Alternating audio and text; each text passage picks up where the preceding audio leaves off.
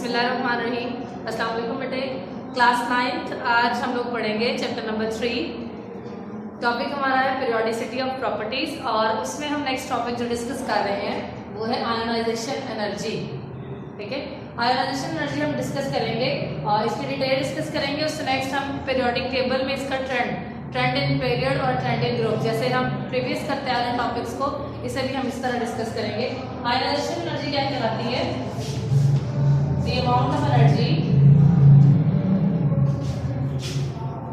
required to remove an electron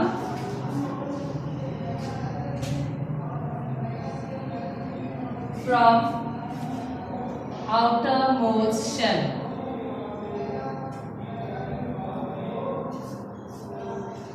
The amount of energy required to remove an electron from the outermost shell is called ionization energy. उसे हम उस atom की ionisation energy कहते हैं। Basically ionisation का मतलब होता है किसी भी कंपाउंड को या किसी भी एटम को उसके पॉजिटिव और नेगेटिव में कन्वर्ट करना, आयोनाइज करना, पॉजिटिव आयंस और नेगेटिव आयंस में कन्वर्ट करना। तो आयोनाइजेशन एनर्जी में बेसिकली हम इसके इलेक्ट्रॉन को रिमूव करवा के उसे पॉजिटिव जो है वो चार्ज में कन्वर्ट करेंगे। फॉर एग्जांपल हमारे पास अगर सोडियम है, सोडियम 11, चूंकि सोडियम मेटल है इसलिए ये इलेक्ट्रॉन पॉजिटिव होती है और इलेक्ट्रॉन रिमूव करने की या इलेक्ट्रॉन जो है वो लूज करने की एबिलिटी रखती है। सोडियम एटम का आउटरमोस्ट इलेक्ट्रॉन चूंकि 1 है तो लूजली बॉन्डेड इलेक्ट्रॉन होता है, इसकी अट्रैक्शन कम होती है और इसे रिमूव करने के लिए हम जो एनर्जी देते हैं दैट इज 496 किलोजूल पर मोल। यानी सोडियम में से अगर हमने एक इलेक्ट्रॉन रिमूव करना है तो ये कन्वर्ट हो जाता है सोडियम पॉजिटिव प्लस 1 इलेक्ट्रॉन और delta E change in energy होगा 496 किलोजूल पर मोल। यानी कि हम 496 किलोजूल पर मोल एनर्जी देंगे सोडियम को। सोडियम फिर अपना ये इलेक्ट्रॉन जो है वो रिमूव करेगा, अपना इलेक्ट्रॉन वहां से लूज कर देगा, इसलिए हम इसे आयोनाइजेशन एनर्जी कहते हैं। इसमें अगर आप देखें तो सोडियम एटम कन्वर्ट हो गया है, सोडियम आयन पॉजिटिव और 1 इलेक्ट्रॉन नेगेटिव। पॉजिटिव और नेगेटिव में कन्वर्ट हो गए, दैट मीन इसकी आयोनाइजेशन हो गई है। ठीक है, ये अपने आयंस में कन्वर्ट हो गया है, पॉजिटिव और नेगेटिव चार्जेस में कन्वर्ट हो गया है और वो एनर्जी जो हम देकर इस इलेक्ट्रॉन को रिमूव कराते हैं उस एनर्जी को, that amount of energy is called ionisation energy. उस अमाउंट ऑफ एनर्जी को हम आयोनाइजेशन एनर्जी जो है वो कहते हैं। आयोनाइजेशन एनर्जी बेसिकली जितने इलेक्ट्रॉन्स हम रिमूव कराते हैं उतनी ही आयोनाइजेशन एनर्जी होती है। जैसे सोडियम में एक ही इलेक्ट्रॉन था और हम एक ही इलेक्ट्रॉन को रिमूव करा देते हैं। अगर फॉर एग्जांपल मैग्नीशियम हो, मैग्नीशियम चूंकि 12 एटॉमिक नंबर स्ट्रक्चर में देखें तो 2, 8 और 2 इलेक्ट्रॉन्स होते हैं उसके आउटरमोस्ट शेल में। और मैग्नीशियम भी चूंकि मेटल है अपने इलेक्ट्रॉन रिमूव करने की एबिलिटी रखती है, लूज करने की एबिलिटी रखती है, इसलिए हम पहले इसका एक इलेक्ट्रॉन रिमूव करवाते हैं। ठीक है, एक इलेक्ट्रॉन रिमूव करवाने के बाद नेक्स्ट स्टेप में हम इसका सेकंड इलेक्ट्रॉन रिमूव कराते हैं। जब फर्स्ट इलेक्ट्रॉन रिमूव कराएंगे तो उसके लिए जो हमें एनर्जी रिक्वायर्ड होगी that is called first ionisation energy. जब सेकंड इलेक्ट्रॉन रिमूव कराएंगे तो वो इसकी कहलाएगी second ionization energy. That mean कि आपके पास जितने इलेक्ट्रॉन हम रिमूव कराते हैं नंबर ऑफ एनर्जीज भी उतनी ही चेंज होती हैं। अगर आप फर्स्ट इलेक्ट्रॉन रिमूव करा रहे हैं तो फर्स्ट आयोनाइजेशन एनर्जी कहलाएगी, सेकंड रिमूव करा रहे हैं तो सेकंड आयोनाइजेशन एनर्जी।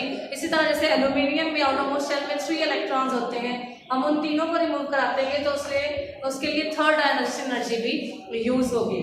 और इन अमाउंट ऑफ एनर्जी में भी डिफरेंस होता है। फर्स्ट आयोनाइजेशन एनर्जी की वैल्यू जो होती है वो कम होती है, सेकंड आयोनाइजेशन एनर्जी की वैल्यू जो होती है वो ज्यादा होती है। इसमें डिफरेंस इसलिए होता है क्योंकि जब फर्स्ट इलेक्ट्रॉन यहाँ से रिमूव आउट हो जाता है तो वहां पर सिर्फ एक इलेक्ट्रॉन बचता है, लेकिन नंबर ऑफ प्रोटॉन्स न्यूक्लियस के अंदर उतने ही सेम रहते हैं। वो न्यूक्लियस उस इलेक्ट्रॉन को अपने साथ ज्यादा जो है वो स्ट्रांगली अट्रैक्ट करना स्टार्ट कर देता है, इसलिए हमें दूसरे इलेक्ट्रॉन को रिमूव कराना थोड़ा सा टफ होता है, इसलिए हमें उसे ज्यादा एनर्जी देकर रिमूव कराते हैं। That means second ionisation energy की वैल्यू जो होती है वो फर्स्ट आयोनाइजेशन एनर्जी की वैल्यू से ज्यादा होगी due to the attraction between the electrons and the nucleus. उसके बाद अगर हम नेक्स्ट देखें, इसका भी हमारे पास जो है वो ट्रेंड है, trend in group and trend in period.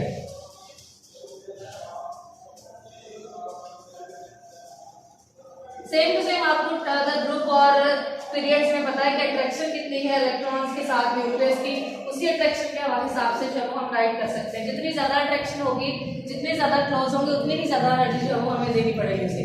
जैसे अगर हम राइट करें पीरियड में ट्रेंड इसका, ट्रेंड इन पीरियड, एग्जाम्पल हम पीरियड नंबर 2 की लें, lithium 3, beryllium 4, boron 5, carbon 6, nitrogen 7।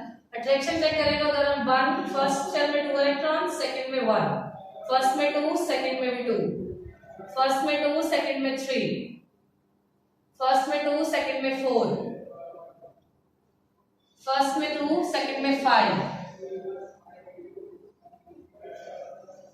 Attraction हम चेक करेंगे तो यहाँ पर आउटरमोस्ट शेल में एक ही इलेक्ट्रॉन है, यहाँ पर 2 इलेक्ट्रॉन्स हैं, 3 इलेक्ट्रॉन्स है, दैट मीन अट्रैक्शन इंक्रीज हो रही है।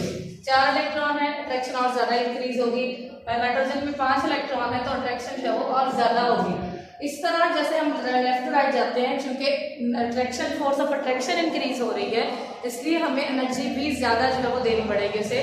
दैट मीन कि अगर हम आयनाइजेशन एनर्जी की राइट करें, ionisation energy increases from left to right in a period.